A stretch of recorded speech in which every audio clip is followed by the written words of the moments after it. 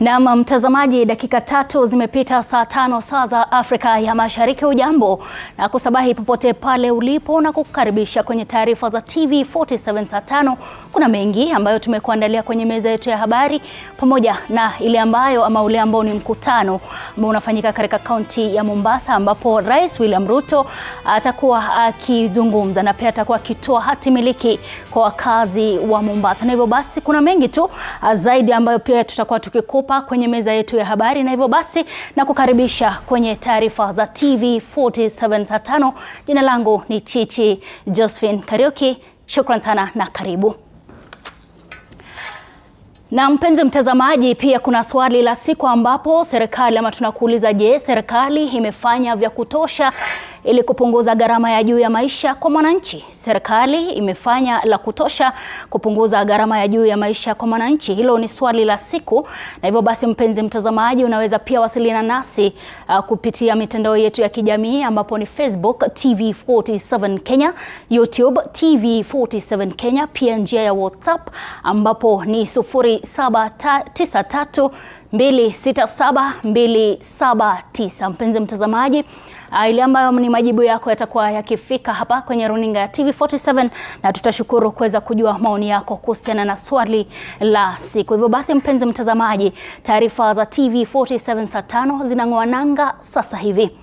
Wakazi wa Sinendet, Njoro, kaunti ya Nakuru wanaishi kwa hofu baada ya mwili wa mwanafunzi wa kike wa gredi ya 6 kupatikana katika shamba la mahindi baada ya kupotea Jumatatu.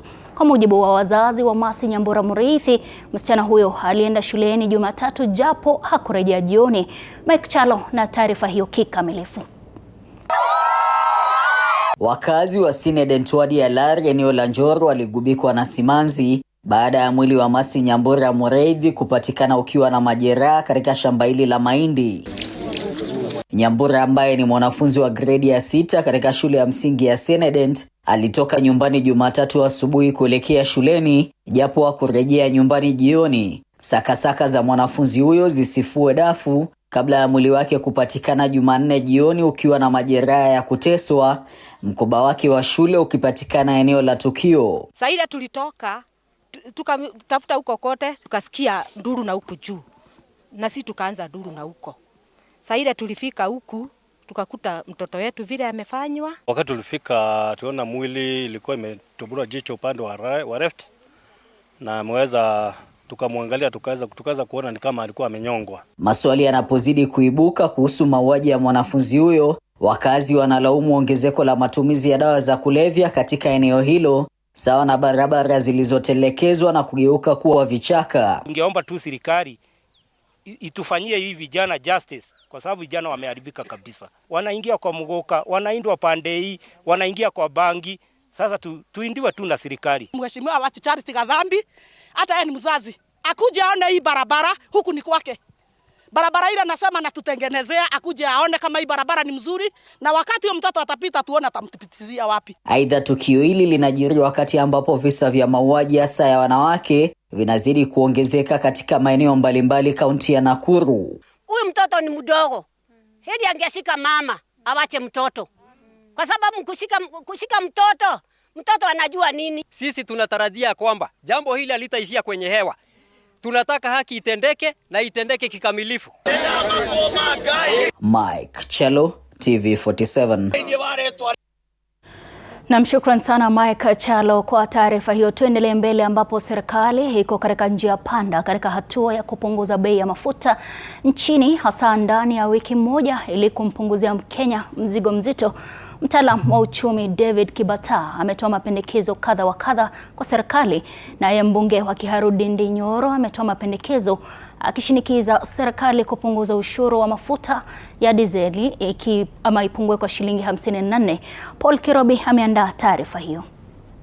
Baada ya wahudumu wa matatu kukosa kuelewana na serikali kuhusu bei za mafuta nchini hadi pale serikali itakapopunguza bei kwa shilingi 35, sasa wataalamu wa uchumi wanasema kwamba iwapo serikali haitatafuta suluhu ya haraka kwa kipindi cha wiki moja, basi huenda kukawa na matatizo ya kiuchumi. Mtaalamu wa uchumi David Kabata anapendekeza baadhi ya ushuru wa mafuta kupunguzwa au kuondolewa. Pia anapendekeza serikali kuongeza ruzuku kwa mafuta ili kuwanusuru wa Kenya. Mbunge wa Kiharu Ndindi Nyoro pia ametoa mapendekezo kadha wa kadha ili kusaidia serikali kupunguza bei ya mafuta nchini. Katika ombi alilowasilisha bungeni, mbunge huyu anasema kwamba serikali inafaa kupunguza kodi ya VAT kwa 8%.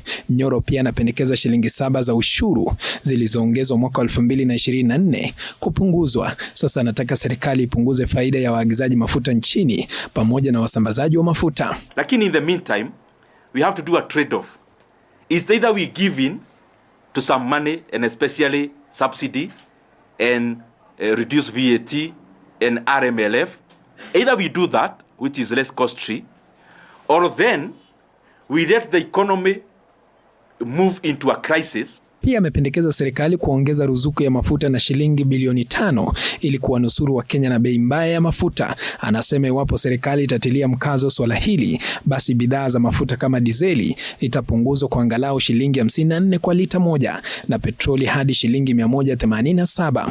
Kwa sasa mafuta yanapotua nchini ni kwa shilingi 117.82 kwa petroli na dizeli ni shilingi 167.51.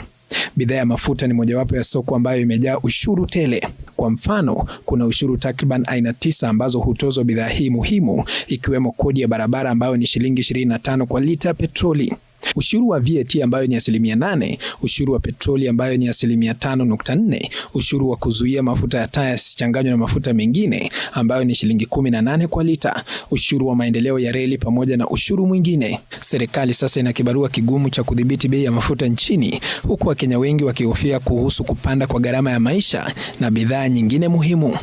Paul Kirobi, TV47, Nairobi. Namshukran sana Kirobi kwa taarifa hiyo. Tuendelee mbele ambapo Rais William Ruto ameanza ziara ya siku 5 eneo la Pwani kwa ziara ya kimaendeleo. Kwa sasa Rais yu katika kaunti ya Mombasa kwa hafla ya kutoa hatimiliki za ardhi kwa wakazi. Kwa sasa tufululize moja kwa moja ili tuweze kusikiliza. Hiyo ambayo sisi tunaitaka ni title deed. Na hii kamati ambayo umeendelea nayo iweke hapo mpaka wakati tutamaliza mambo ya shida hizo squatter katika Pwani. Pwani oye! Mwisho kumalizia ni kwamba akutendeaye wema wakati wa jua, wakati wa shida, wakati wa njaa, wakati kama huu ambao wewe ni squatter, akutendeaye wema lazima umregeshee wema. Si ndio hivyo? Kwa hiyo tunasema, Mheshimiwa Rais, sisi ikifika mwaka wa 27 sisi tutaenda njia moja na wewe katika mambo yako ya urais ili tukuweze kupatia 2 term. Pwani oye! Pwani oye! Asante. Wapi nduru za Mheshimiwa Mishi Mboko? Sekunde 0 Mishi.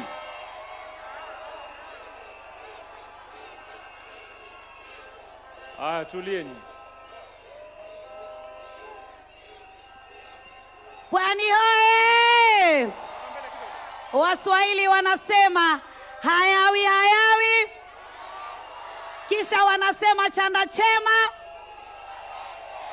Jamani, Daktari William Samoei Ruto, kiongozi ambaye hana mbambamba, kiongozi akisema anatenda, kiongozi wa kuunganisha taifa, kiongozi ambaye ametutia nyoyo zetu.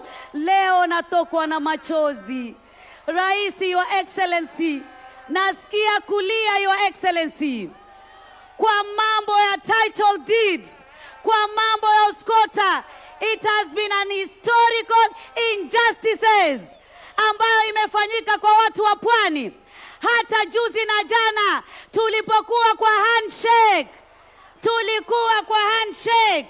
lakini hata tulipokuwa kwa handshake tukadanganywa wa Pwani.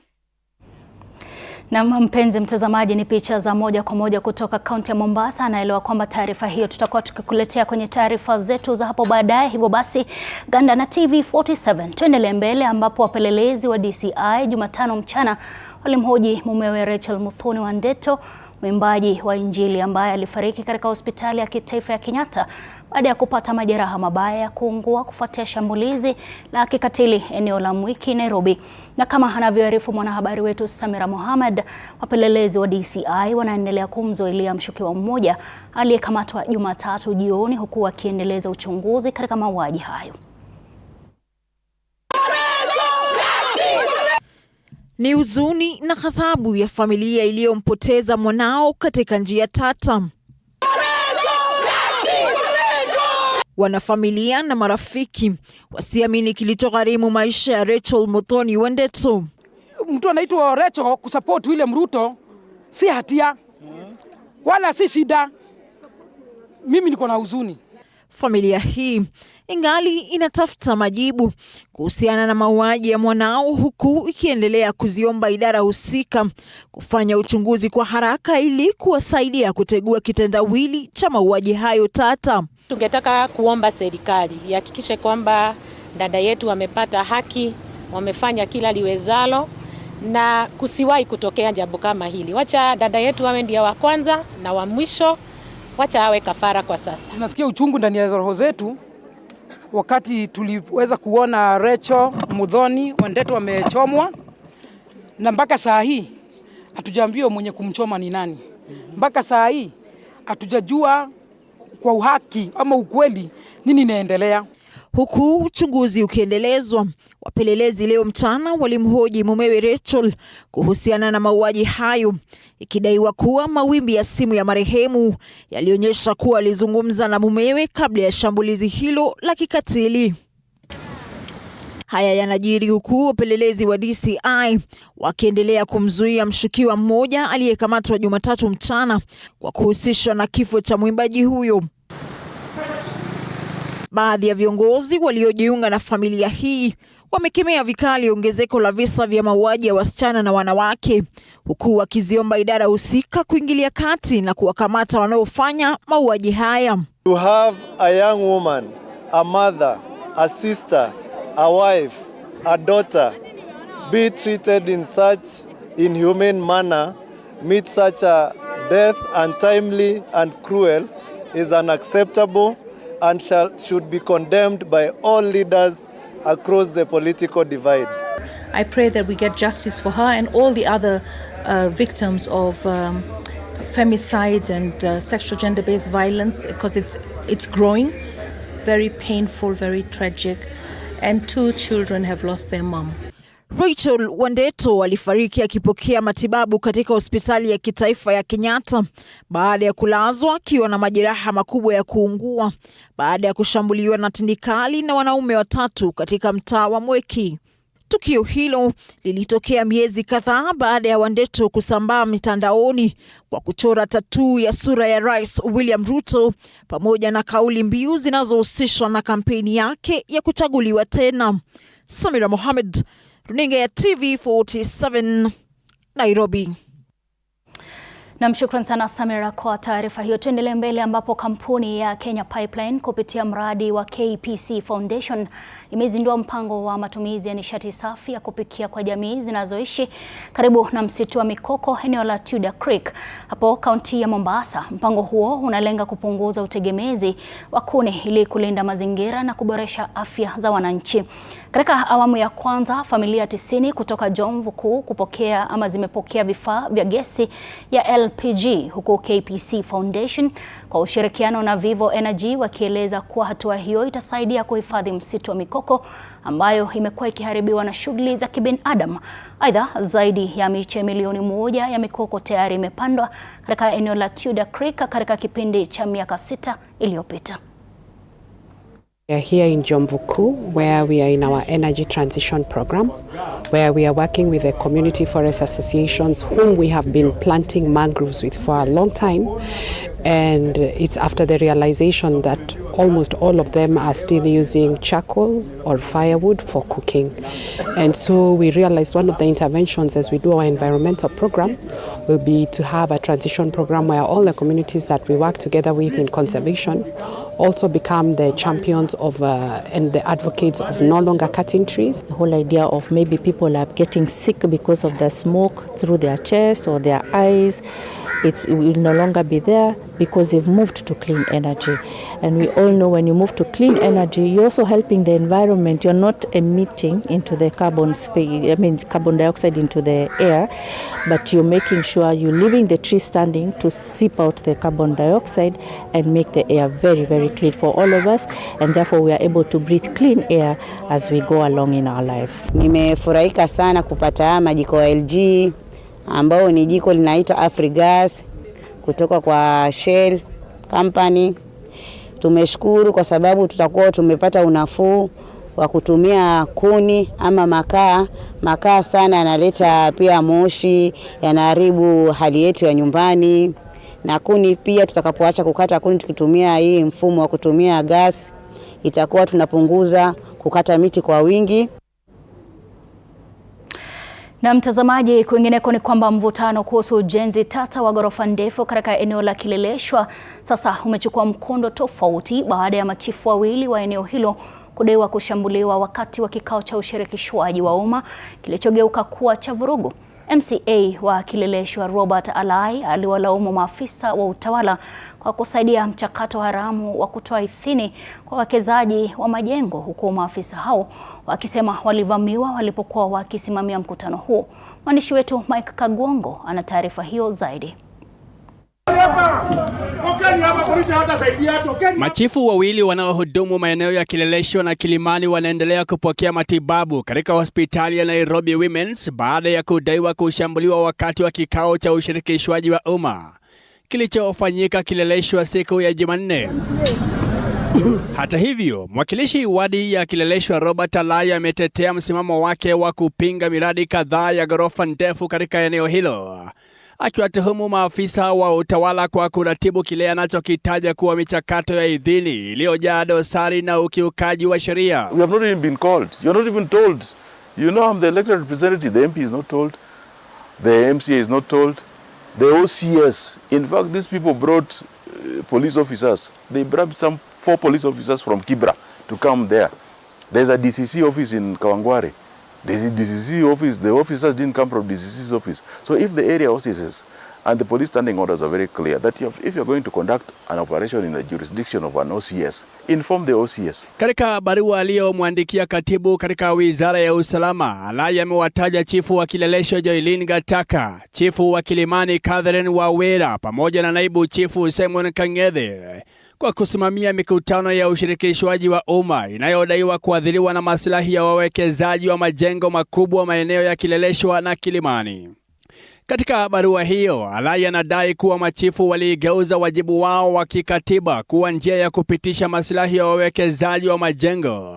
Mikutano ya ushirikishwaji wa umma ilikuwa ya udanganyifu tangu mwanzo, na wakazi walitishwa, kupuuzwa na kuwekwa hatarini. In fact, at the event yesterday, the NEMA director in charge of Nairobi, Mr. Lopokoyotu, came and asked them that, what was the hurry? Why did you have to bring them today? Why did you have to guys to do today?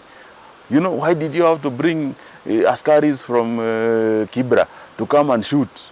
You know, and it is very frustrating because there are now so many, the residents are blaming you while you are not even aware there's such a process. When you go to some of these developments like we are going, you find them armed. Mwakilishi wadi huyo anadai baadhi ya mikutano hiyo ilifanyika ndani ya maeneo ya ujenzi, huku waliohudhuria wengi wao wakidaiwa kuwa wawekezaji na washauri wao badala ya wakazi halisi wa eneo hilo. Licha ya hofu za kiusalama na idadi ndogo ya waliojitokeza, mikutano hiyo iliendelea kufanyika ili kuunda taswira ya uungwaji mkono wa umma ambao wanasema haukuwepo. In some situations like in Raptor Roads, there are 2 developments where residents, the majority opinion was that please don't build. And approval was given. You ask NEMA why approval was given, at the Director General alisema kwamba wapewe tu. So he asked, how do you give just approval na residents wamekataa?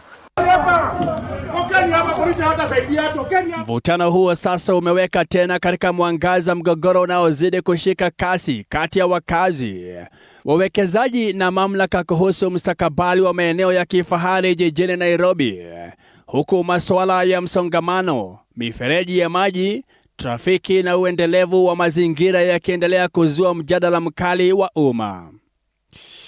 Mike Kagwango, TV47, Nairobi.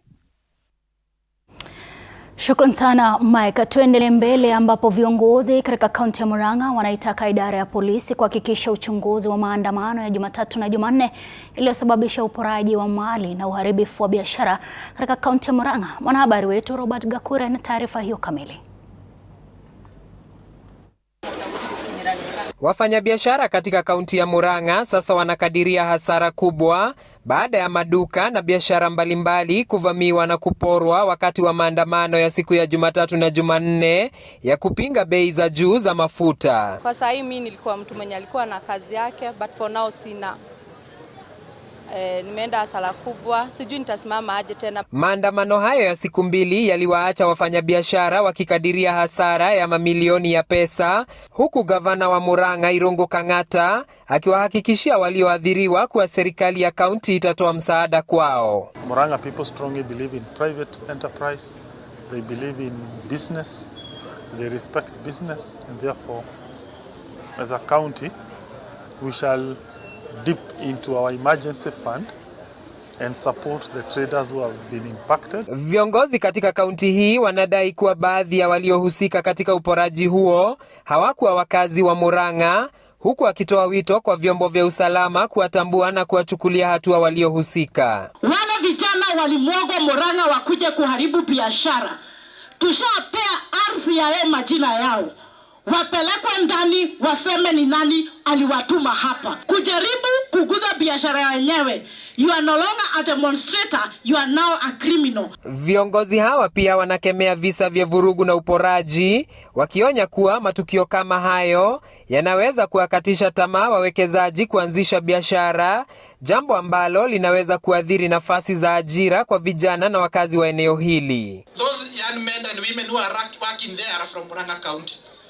But then when we destroy their properties, when we destroy their investment, what are we telling investors in Murang'a? Robert Gakure, TV47, Murang'a. Tukiendelea mbele ni kwamba serikali ya kitaifa kwa ushirikiano na serikali ya kaunti ya Busia imeimarisha uchunguzi, ukaguzi na ufuatiliaji wa ugonjwa wa Ebola katika mpaka wa Busia na kati ya Kenya na Uganda kufuatia mchamko wa ugonjwa huo nchini DRC na kisa kimoja kuripotiwa Uganda. Mwanahabari wetu Sali Davida anaarifu. Wasiwasi unaendelea kuongezeka Afrika Mashariki. Hii ni kufuatia mchamko wa Ebola nchini DRC ambapo kufikia sasa visa 536 vimeripotiwa na vifo 134 kuthibitishwa. Haya ni kulingana na taarifa za kituo cha kukabili magonjwa CDC, huku visa viwili vikiripotiwa Uganda. Aidha, katika mpaka wa Busia ambapo hofu ya Ebola imezidi, uongozi wa kaunti hii sasa imesisitiza kuwa hatua kali za afya zimewekwa katika mpaka wa Busia ili kuhakikisha wasafiri wote wanakaguliwa kabla ya kuvuka mpaka. Now that calls upon us as a county government, Department of Health, as a country to be alert, to be aware and to put in all possible measures to ensure that our people are protected. Naibu gavana wa Busia Arthur Odera amesema kuwa kaunti hii kwa kushirikiana na serikali ya kitaifa pamoja na shirika la Msalaba Mwekundu wa Kenya wameimarisha uchunguzi mwafaka katika maeneo ya kuingia na kutoka nchini. I've had discussions with Red Cross for them to also mount a screening unit for pedestrians, especially on the other side, to make sure that 100% of incoming traffic are screened for this virus. Hata hivyo, mlipuko huo umezua hofu miongoni mwa mawakala wa usafirishaji mpakani, wakitaka uchunguzi zaidi kuimarishwa. Hofu ya kuenea kwa Ebola pia imesababisha Uganda kuahirisha sherehe za wachaji Mungu, yani Mathias Day, hadi itakapotolewa taarifa nyingine. Tuko na wale ambao wanatoka Uganda wakiingia Kenya, wanatoka Congo na Rwanda, na hawa watu we interact with them, so we are still worried. Kwa ajili we don't know measures ambazo zitachukuliwa. Maafisa wa afya sasa wanahimiza wananchi kufuata maelekezo ya afya na kuripoti dalili zozote zinazohusiana na Ebola wanaposafiri katika maeneo ya mpakani. Sally Davida, TV47. Mtazamaji, tukiendelea mbele ni kwamba Kenya inaendelea kujitokeza kama kitovu cha teknolojia barani Afrika, huku matumizi ya akili mnemba yakiongezeka kwa kasi katika sekta mbalimbali. Katika mkutano uliofanyika jijini Nairobi, washikadau wamepongeza mwelekeo wa kuongezeka kwa matumizi ya akili mnemba katika biashara na huduma. Wadau hao hata hivyo wameelezea wasiwasi kuhusu hatari za usalama wa mitandao, huku wakisisitiza haja ya kuimarisha mifumo ya ulinzi wa kidijitali kadri matumizi ya AI yanavyopanuka katika sekta za umma na binafsi nchini na kanda ya Afrika Mashariki. The Kenyan market requires a lot of awareness, training, and we are here to help the Kenyan market adopt and adapt to better cybersecurity solution to protect their infrastructure, their data and their entire infrastructure. Tuendelee mbele ambapo mamia ya wanafunzi katika shule ya upili ya Maeni eneo bunge la Kimilili na ile ya SA Mafungu eneo bunge la Sirisia kaunti ya Bungoma ambao wamekuwa wakitaabika kutokana na ukosefu wa sodo sasa wamepata afueni itakayowawezesha kuendelea na masomo bila usumbufu. Mwalimu mkuu wa Maeni Mariam Barasa anasema wanafunzi wengi walikuwa wakikosa kuhudhuria masomo wakati wa hedhi na ujio wa kampuni ya 9UBet ni afueni kubwa na afisa wa 9UBet Paulit Alusa anasema wamechukua hatua ya kuwasaidia wanafunzi kwa kuwapatia sodo, vitabu na vifaa vingine vya masomo ili kuimarisha elimu mashinani. Mara yangu ya kwanza kusikia 9UBet na imeniletea kikosi cha young people who have come to my school. Young people but with big hearts. Wamegusa mioyo ya wasichana wa Maeni Girls. Wamegusa mioyo ya walimu wa Maeni Girls. Wamegusa moyo wangu kama principal wa Maeni Girls. Team ya 9UBet leo wametutembelea na kama their corporate social responsibility wametuletea mazuri mengi ambayo tumefurahia. Hatujaweza hata kuyashuhudia siku nyingine. Tunataka kurudisha shukrani zetu za dhati kwa kampuni ya 9UBet kwa kukumbuka mtoto msichana, kwa kukumbuka kwamba mtoto msichana akifurahi na akiwa inspired hata jamii nzima inafurahi. Mi leo niko na furaha sana kama mwanafunzi wa Maeni kwa kampuni ya 9UBet. Umetusaidia kama watu wasichana, umetusupport sana. Tumekuwa na changamoto sana lakini umetuokoa. Mimi naomba Mungu awabariki na muendelee kuwa na huo moyo. Wana UBet tunawashukuru sana kwa moyo wenu, mmeweza kutusaidia kama wana Maeni Girls. Tumekuwa na changamoto sisi kama wanafunzi.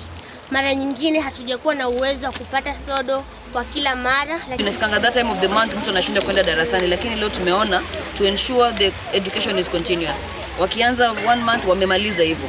So leo tumewaletea sanitary towels na some innerwear na hadi tumewaletea vitabu. So tuko hapa hivi kuambia kwamba 9UBet is not just about kuwekelea bets, si kamare peke yake. Tuko hapa na community, tuko kwa michezo, tuko shuleni. So tuko kila mahali na tungependa kuambia tunazidi kuwasaidia community yetu. Sisi ni 9UBet na tuko na Maeni Girls.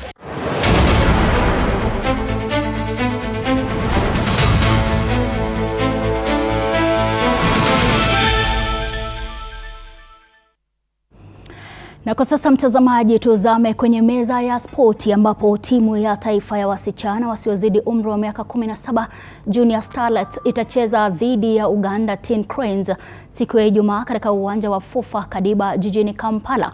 Mechi hii ya kufuzu kwa kombe la dunia kwa akina dada wasiozidi umri wa miaka 17 ni raundi ya pili itakayofanyika kwa mikondo miwili. Kikosi cha kocha Mildred Cheche kitakosa huduma za mlinzi Rose Nangila na kiungo cha kati Lini Wei Atieno.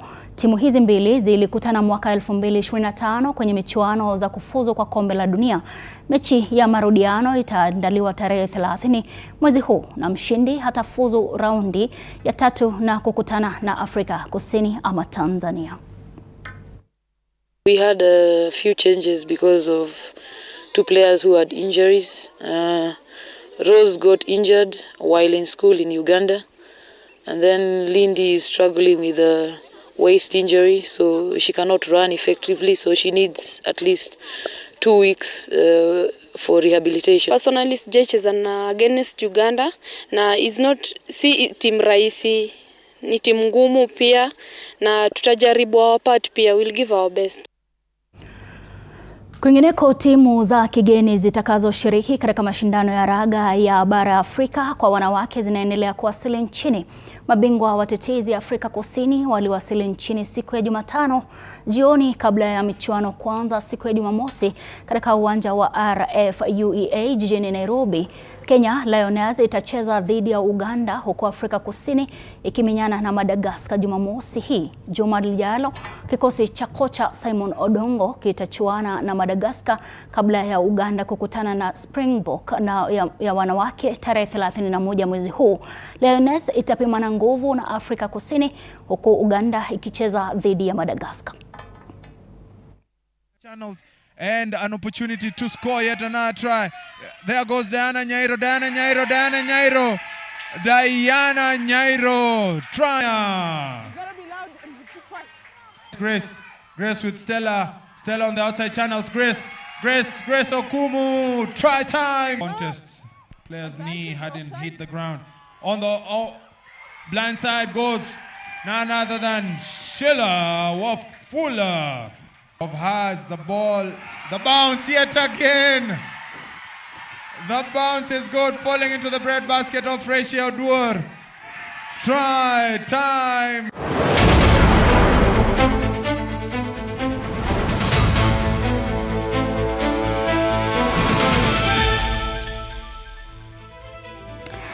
Na kufikia hapo, mpenzi mtazamaji, tunatinga awamu ya kwanza ya TV47 saa 5, ambapo ni taarifa za TV47 saa 5, lakini usiondoke, maana nitakuwa nikirejea na mjadala ndani ya nyumba kuhusiana na hali ya gharama ya maisha.